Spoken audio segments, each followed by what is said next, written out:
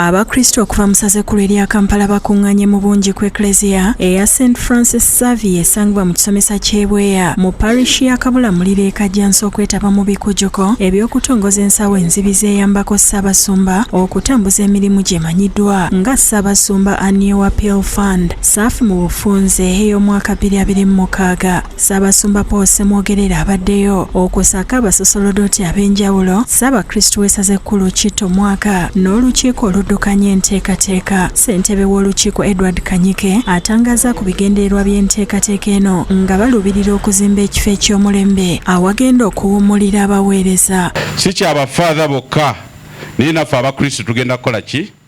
Kiganyulwamu. Alambuludde engeri gye bateeseteese okuŋŋaanya ensimbi zino nga kyetaagisa omukristo okusasula omutwalo gumu gwokka era asabye buli omu okukunga munne. Ssaabasumba akusaba nti weenyigire mu kuzimba essaza lyo. Taata otoola omutwalo gumu, maama n'otoola omutwalo gumu, n'omwana n'omusasulira omutwalo ki?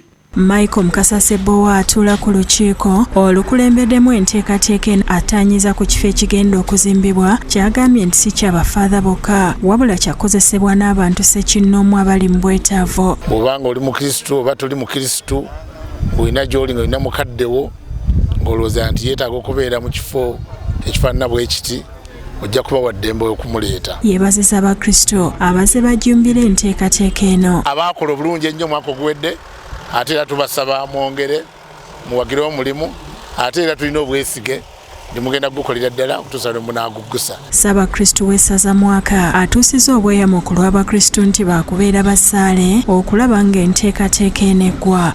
Bakulu tunaazimba Bweya, tufenna tugenda kuzimba Bweya. Obweyamo tubukoze era tusaba omukisa gwa Katonda. Oluvannyuma wabaddewo okusonda ensimbi okuva mu bantu abatali bamu.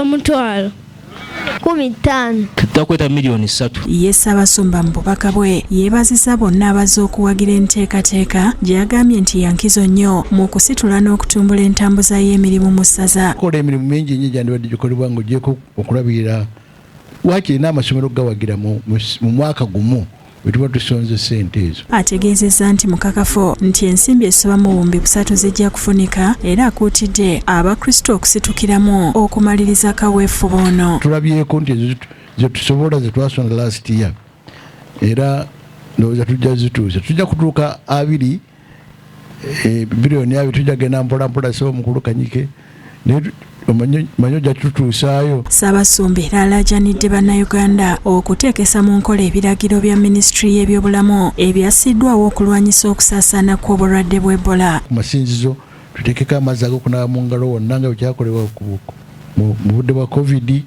Twewale okulinaanigana ennyo. Oluvannyuma atongozza enteekateeka eno. Lisan Mutyaba yakusakidde eggulire lino ku Lwabukedde TV.